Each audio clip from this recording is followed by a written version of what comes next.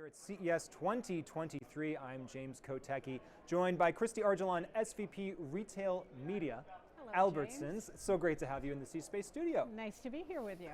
So Albertsons, for those who might not live near an Albertsons themselves, and so we have kind of a national, international audience here, can we just start by defining the brand and what it means? Yeah, so Albertsons is a US-based grocer. And surprisingly, I don't think a lot of people understand this. They're one of the, like a Fortune 55 company. Wow. We have a whole handful of banners that sit under the Albertsons corporate name. So you may know Albertsons as Jewel Osco, Shaw's, Safeway. So it is absolutely your local grocer. You just might not know that Albertsons is a parent company. Yep, Safeway, I learned that's one I just learned, so that's great. And so what does retail media look like in that context? How do you define up your own role? Yeah, so retail media is this really interesting business that retailers have discovered that they have a right and a need to be in. And when you think about retail and the data assets as well as some of the other capabilities that we naturally have because of our relationship with our customers, there's an opportunity to use retail media as a way to get more information into our customers' hands of all the products that we sell. And more importantly, retail media is also a much higher margin business than base retail. So retail media can actually fund a lot of the transformation that retail needs to go through in order to be able to keep up with how customer demand and behaviors are changing. And now, do you, in your case, do you define retail media as things that live on the internet or also media that lives in the store itself, or all of the above? I mean, it's kind of an interest. People are like, could you pause for a moment and tell me what retail media actually is? It started a long time ago in the paper that we had in our stores, right? So signs that are in the store, shelf talkers that kind of pop out of the shelves, the wall of TVs that you might see in one of the big box stores, and the ad placements that could run on those.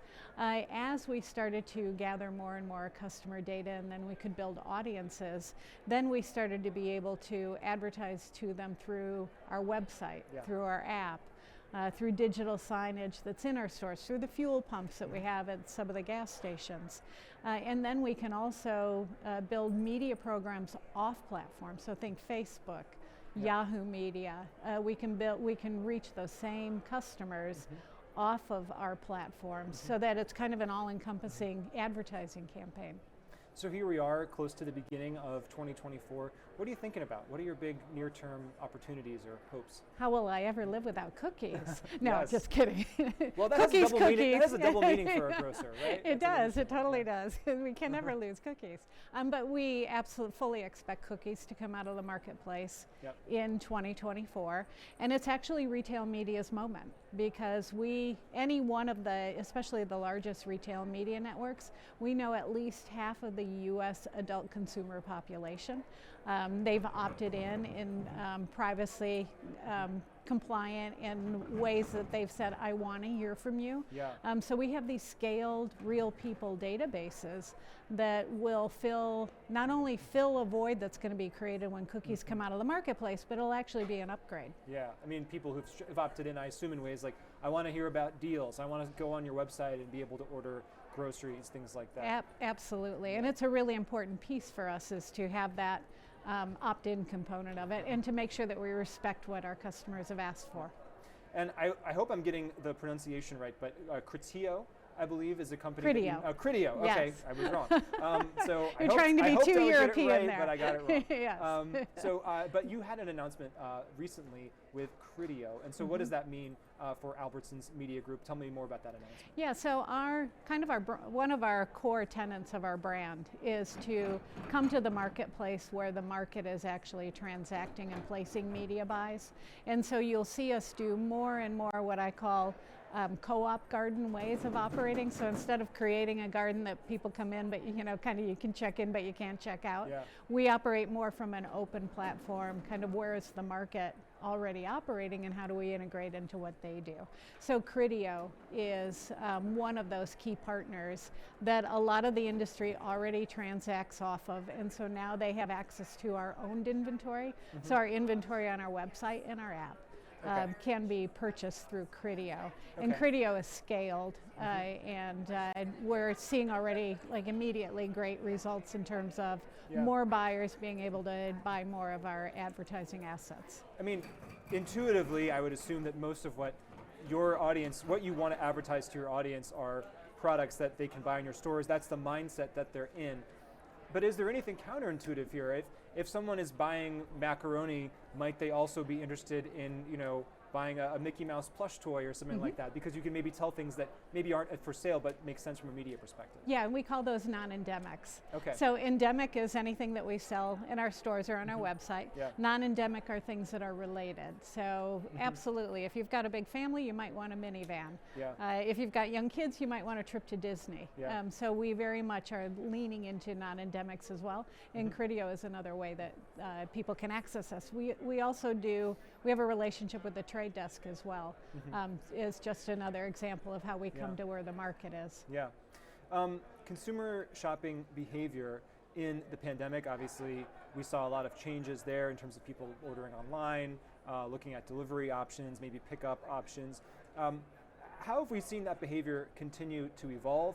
Have we seen any kind of, I don't want to say regression, but just people choosing to go back to the way that they used to shop? Kind of where are we now if we zoom out about how consumers are behaving when they're shopping for groceries in store and or online? Yeah, I think we're seeing more of a normalization.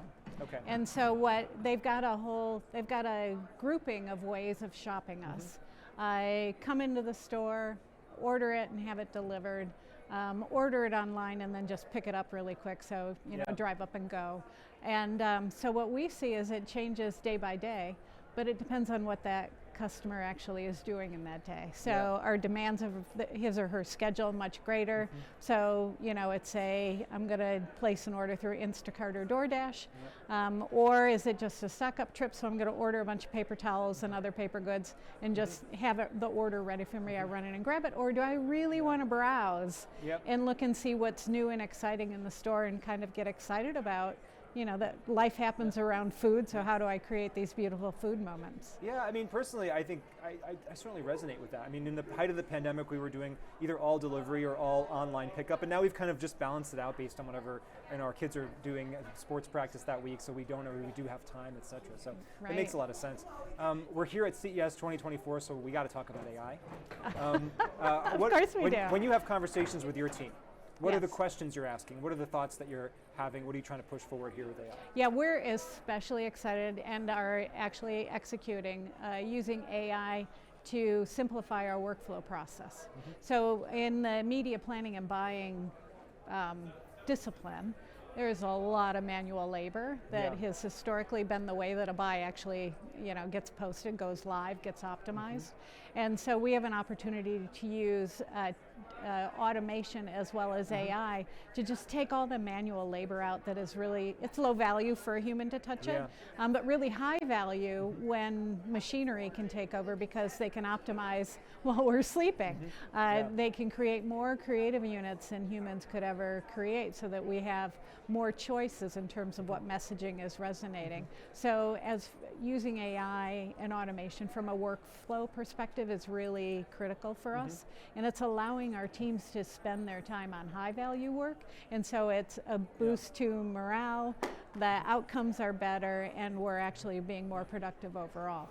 I want to toss out another question to you here that it may not actually make sense as a question, so if it doesn't, just toss this one out. But VR... I'll reframe it for you. Reframe it, yeah. But VR and AR, we just had a conversation with the CEO of a company called Obsess that is building kind of these unique 3D, almost gamified shopping experiences for certain brands. Does that ever make sense in a grocery context? Might that make sense for you?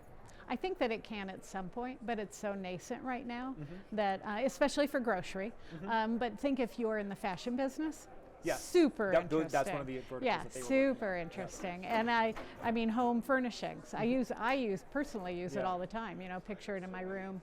There are other ways that you can bring that to life. For grocery, it's a little further of a leap, unless it's here's how you slice something. I don't know, I'm making Sure, it I up. suppose you could, if you're buying a basket of things, I imagine that a virtual chef could pop up and say, did you know there's another way to do this, or another recipe that you could try? Totally. Interesting.